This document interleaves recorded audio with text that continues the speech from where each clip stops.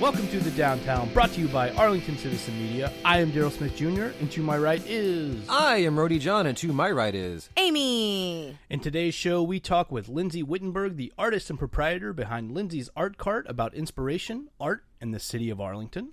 We also sit down with Shaun McAlister, the executive director of DFW NORML, to talk about cannabis reform. And finally, we speak with Arlington musician Larry Ladale about music, his short professional wrestling career, and more. So what did y'all get up to this week? Anything interesting? I went to the Speakeasy. If you would have, our last episode, we had Trey on. He hosted it, and it was a little hot. It was in Pantego, but it was absolutely fantastic. It had to be moved because of bad weather last time. How was it this time? Oh, it was great. Other than the heat, which he's working on that for the next time because they're gonna revisit that place. It was absolutely perfect. Like art everywhere. All the open mic was happening upstairs. Poetry, artwork, bands. It was amazing. Yeah, that's something that there's really nothing else like it. Mm-hmm. I always recommend that if people are into art, music, any of that, poetry, please go check out Speakeasy. Without a doubt. What about you, Daryl? I didn't do much because my car stopped working. Wah, wah. No. So I walked to O'Reilly's quite a bit because I have a neighborhood that borders Cooper and Division. So in some ways, my neighborhood is kind of walkable. I have a grocery store that's like 0.4 miles from my house. Literally could run to the emergency room, I think, faster than I could get to the drive. That's probably true. That's accurate. Yes. So I've been thinking a lot about that, and I was just kind of enjoying the walk and seeing the people in my neighborhood. And I think when we're in cars, we don't really stop to like appreciate those kind of like our neighborhoods and our spaces because we're going like 30 to 40 miles an hour. You know, like everything's a blur at 30 to 40 miles an hour. That's true. You know, growing up in California, all the streets had sidewalks, and it was a lot more walkable, especially in my city of Orange. I got to know every house, every street, every crack on the sidewalk, the people who live there, my neighbors. And I think that's something particularly in the south part of Arlington where I live. There's little to no walkability. You certainly can't walk to a grocery store. No, you can't. You've got to go across busy streets that don't have crosswalks. There's no sidewalks. Mm-hmm. And that's really unfortunate because I think I felt a lot of community connectivity to my neighbors and the local businesses when, as you're saying, you can slow down and actually look people in the eye and check out the flowers and what people have in their garden. Yeah, I mean, I think that it's I've seen some people talk about the lack of walkability in Arlington recently, and it's one of those things. I think the areas up here are a little bit better, but probably really only around the city center. Like, I don't know that you could even say like East Arlington it's more walkable than your neighborhoods are, but not by much, because if you look at most of East Arlington, it's houses. I did used to live over there, and it wasn't very walkable either. Yeah, it's unfortunate, but I can tell that the city understands that, and they're working with the new development around Abram and Division to increase walkability. So that's good.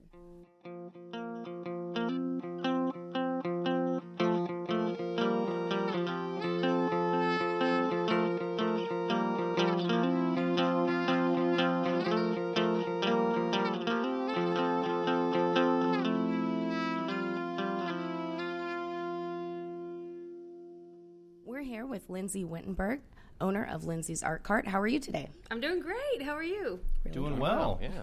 Thank you so much for being here. Yeah, I'm excited to be here. Thanks. It feels very big time being here. So I feel like the real deal now. Our lush studios. Yes, it's amazing.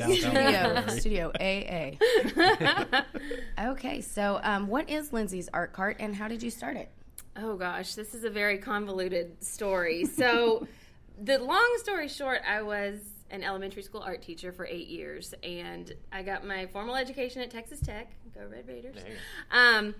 And did that for 8 years, loved it, and then started a family, had kiddos, and life was insane for any working parents. You feel me? Like, it's insanity. And so I decided to stay home full-time, which brought a whole new basket of challenges with it. Sure. So we were adjusting to going to single income. And also after a year, I started getting that itch to do a little something. To do something? Yeah. Mm-hmm. Like changing diapers is fun, but like just needed a little bit more. Yeah. So I started doing art lessons for kids out of my home. And literally there were 6 kids around my dining room table, and we just did a little 1-week art camp. And this was like kids that had been former students of mine. Their parents reached out and they were like, "Can you please do something in the summer?" And I was like, "Sure, let's bring them on over." And so then the next summer, same thing, kind of doubled in size, and a dining room table and a folding table, and then I couldn't fit anymore literally in my house, and so it expanded, and the moms were wanting classes as well. They were like, "This is pretty cool. I'm kind of jealous that my daughter or son gets to do this. I want to do something." Yeah. And they're like, "Can you do like mom's night in, and we can paint stuff and drink some wine?" I was like, "Sure, we could do that." So it's just kind of been word of mouth, and it's expanded to the point now where I had a camp with over 100 kids last summer at Legal Draft, and that's been just since 2016. So that's awesome. It's exploded in the last year, so it's really exciting. It sounds cool, like that. It feels really organic. Like that the demand was like, you need to do more of this, and you were like, all right, let's do it. Yeah, it was exciting. I didn't know if parents would want it or crave it, and they've really embraced me, and I feel very lucky that they've been very welcoming. So I've seen that you've done some events at like Union Works and Urban Alchemy. How did you end up partnering with those businesses down there? Because it's part of like a revitalized Arlington that we've kind of focused on, and so I think it's really great that all these new things are happening, and they're all kind of merging and commingling together, and I'd just like to hear about how that happened. Yes, so Urban Union has been amazing for me. They are incredible, and it's been a lot of networking, a lot of emailing, cold calling, and literally I remember setting up a day of meetings where I just hopped from Legal Draft, talking with Kelly, who's a powerhouse over at Legal Draft, and went over to talk with Heidi over at Sugar Bee Sweets. And there was also a lot of power in talking to other female business owners. Mm-hmm. And there was a little bit of camaraderie there. And they're like, "Yeah, we want to see more of this here. So yeah, you can use my space. We'll figure it out. I don't know what it's going to look like yet, but let's figure it out." And so it's gone from there. I was trying to jot down where I've been because I hop all over the place, but Legal Draft, Sugar Bees, Union Works, Inspirations Catering, Urban Alchemy, Arlington Museum of Art, Alba Dahlia Florists, everyone. And it's primarily women, which is really cool. That is cool. Yeah. So how did the summer camp with Legal Draft come about? Okay, so this is a weird story. So we went from the dining room table, and then the next summer I tried a camp, and it was successful, but we did it outdoors. Now that was really fun because the kids could create. If they finished early, they could literally run around, take a sketchbook, and lay out and sketch. But the problem is it's Texas in summertime, and it's flipping hot out there. So literally there was 1 week of camp that it was like 100 degrees every day. And literally the kids would line up and be like, "Okay, time for a break." And they would line up, and I would just spray them down with a hose. And they were just like, "Yeah." And so they loved it. But like me and the other art teachers, we were just like, "Oh my gosh, this is too much." So after that summer, I looked into other spaces, and I had done events at Legal Draft and worked with Kelly and the owners a lot. And so they felt comfortable with me, and I was like, "Hey, I know it's a brewery, but would y'all like consider a kids camp?" And they're very family friendly over there. There's always kids running around, and she was like, "Yeah, I think we could totally do that." And so I put it out. I put out some feelers on Facebook, and I was like, parents are either going to love this or they are going to hate this. And there was a resounding, "Yes, awesome. Can we get a beer at pickup?" And so I was like, okay, we're on to something here. So they loved it, and it worked out perfectly. Yeah. It's awesome. So what inspires you to create? Oh, gosh. Okay.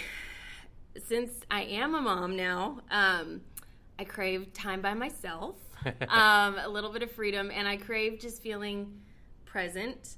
And what I've found is when I create, whether it's with a group of people and I'm having fun with large groups, or I'm at home in my own studio doing my own thing, I feel present and I feel connected and I feel just awake in a way I haven't felt when I'm scrolling through Instagram or something. Absolutely. It's just, it forces you to just feel in the moment. In the moment, present, alive, all of it. And so the more I do it, the more I crave it. And I think it's addicting. I think people can really resonate with that. Yeah, absolutely. Do you have any events coming up?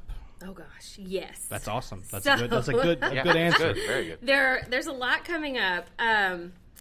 So right now I'm in the middle of, we just wrapped up a week of Mommy and Me art classes. I saw that. So it was insanity. I'm still recovering. a little bit of PTSD.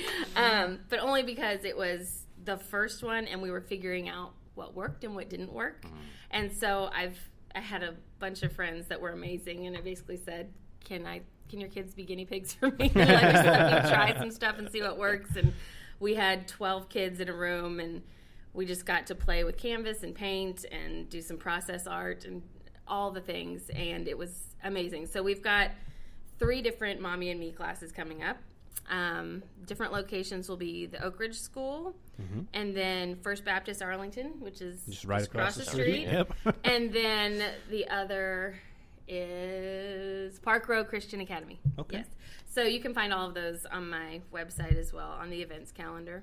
We're also doing a family painting session, which I'm super pumped about. I did this with my family. This was my Christmas wish this year, was to have a painting that I could say we all worked on together. Oh, that's awesome. And it's now hanging over our mantle, and it's the first thing you see when you walk in. It's beautiful. And so I'm doing those at Trinity Valley School in Fort Worth, and it's a 4-week session. So you come for an hour for 4 Saturdays in a row. We do layers, we work on different things, and then at the end of the 4 weeks you have this 36 by 36 large canvas that you take home. That's really cool. Yeah, so we've got that. There's a painting with chocolate class coming up over I at tell the my wife Arlington, about that. the Arlington Museum of Art. I partnered with a chocolatier in Dallas, Yelly Belly Chocolates. She's amazing, and they let me come and practice painting with a new medium, chocolate, and so that's recreating one of the Albrecht Dürer paintings. And we're making a landscape out of chocolate. That's so cool. Super fun. I highly recommend that one. There's a studio in Fort Worth, the yoga studio, where we're going to be doing some movement and collage and painting on a large scale. And then the other thing, it's not really an event per se, but it's a group that I started this year. It's called Room at the Table. And it's basically, it came from meeting with a girlfriend of mine, and I always say she's about 5 years ahead of the owning a business than I am game. Right. And I was just like desperate to talk to someone and ask questions like, how do you do your taxes? Like, what in the world am I doing? Am I breaking 50 laws right now? And I feel like I got more out of that just really honest conversation with her in 30 minutes than I had in hours of searching online. And I was like, wouldn't it be cool if we had a group where women could just get together, ask all these questions that you're kind of embarrassed to ask people, but you just want real life answers?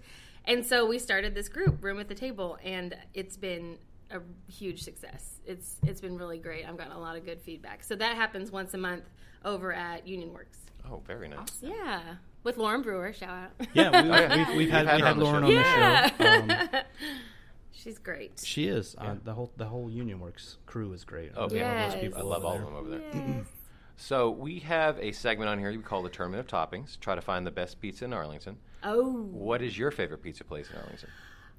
Okay, so I haven't been there often, but Old School Pizza. Oh yeah. Okay. Yeah. Is it Pizza and Suds? I think. I think it's Old School Pizza Tavern now, but it used to be Old School Pizza and Suds. Yeah. Pizza and Suds or something. I know like I've that. seen Suds. Yeah, I've seen it somewhere. Yeah. But I love that place. It's so good. It's one of our Rhodey and I went there. Right we before had the Parade of Lights. Yep. Before the Parade of Lights, we had a little date. Yeah. Yeah, it's so good. We both went Dutch though. So we did. That's true. We did.